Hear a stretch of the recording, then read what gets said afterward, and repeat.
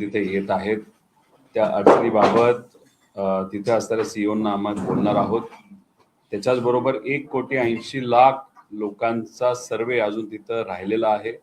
त्याच्यामध्ये इश्यूज आलेले आहेत.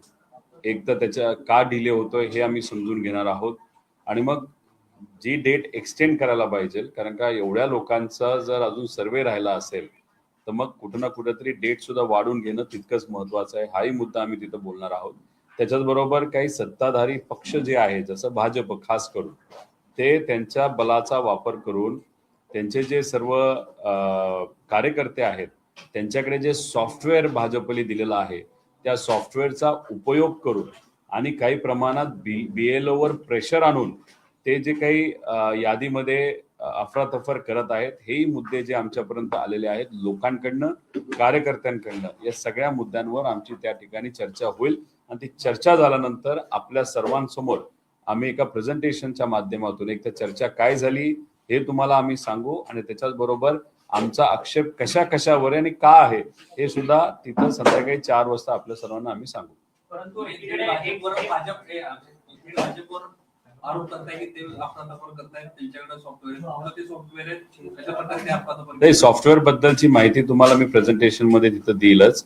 सॉफ्टवेअर हे त्यांचं अंतर्गत सॉफ्टवेअर आहे. त्याच्यामध्ये आपल्या विचाराची लोक जे मतदार यादीमध्ये आहेत, जे संदिग्ध आहेत ते आणि जे विरोधकाची लोक आहेत आणि मग त्याच्याच बरोबर BLO चा उपयोग करून टेबल सर्वे, खरं तर BLOनी काय केलं पाहिजे, त्या मतदाराच्या घरी गेलं पाहिजे, 3दा घरी गेलं पाहिजे क्रॉस व्हेरिफिकेशन साठी. पण असं दिसतंय की BLO जो अधिकारी आहे सरकारचा तो कोणाच्याच घरी त्या ठिकाणी जात नाही, बऱ्याच ठिकाणी जात नाही, ठराविक ठिकाणी ते जात असतील जे चांगले BLO आहे.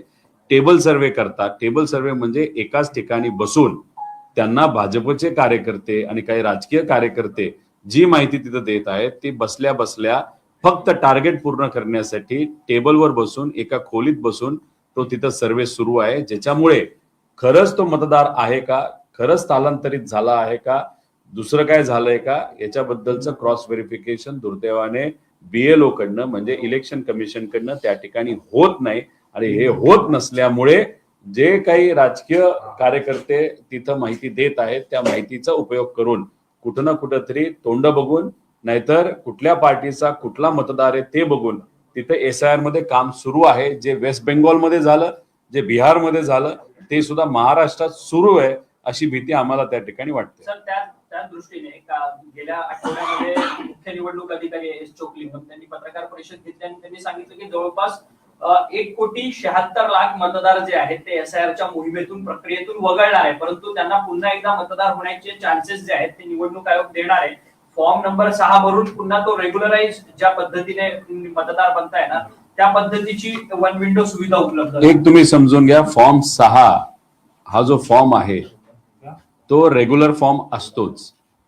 2024 जेव्हा लोकसभेचं इलेक्शन झालं आणि त्यानंतर महाराष्ट्रामध्ये लाखो मतदार वाढले, ते फॉर्म 6च्या माध्यमातून वाढले, अचानक वाढले आणि अचानक डिलीट सुद्धा झाले. त्याच्यावर तुम्ही बघितलं असेल, आम्ही प्रेझेंटेशन घेतलं होतं, तो मुद्दा आम्ही मांडला होता की शिरूरमध्ये एक उदाहरण दिलं होतं, एकाच खोलीमध्ये 1000 लोक राहतात असं तिथं दाखवलं होतं.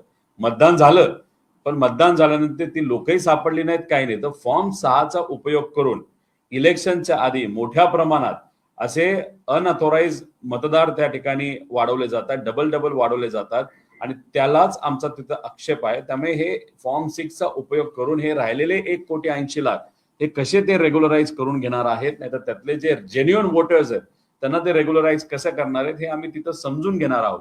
आणि आमचं मत आहे की महाराष्ट्रामध्ये लोकसभा, विधानसभा याला 3 वर्ष आहे आणि मग 3 वर्ष असताना सुद्धा एवढा खटाटोप काय की एवढ्या दिवसातच हे झालं पाहिजे, तेवढ्याच दिवसात झालं पाहिजे, ह्याला हे टार्गेट, त्याला ते टार्गेट कमी दिवसाचं दिल्यामुळे हे बाकी पक्षाच्या कार्यकर्त्यांचा मदत घेऊन हे BLO नको ते काय कामं त्याच्यामध्ये त्या ठिकाणी करत आहेत आणि तेच कुठं ना कुठंतरी लोकशाहीला धोकेदायक होऊ शकतं, संविधानाला धोकेदायक होऊ शकतं. जो संविधानाने आपला मतदानाचा हक्क दिलाय, बऱ्याच लोकांचा तो हक्क या महाराष्ट्रामध्ये जाऊ शकतो, हे आमचं सगळ्यांचं मत आहे. पुन्हा गोंधळ, पुन्हा परीक्षेमध्ये घोटाळा अशा पद्धतीचं काल पाहायला मिळालं.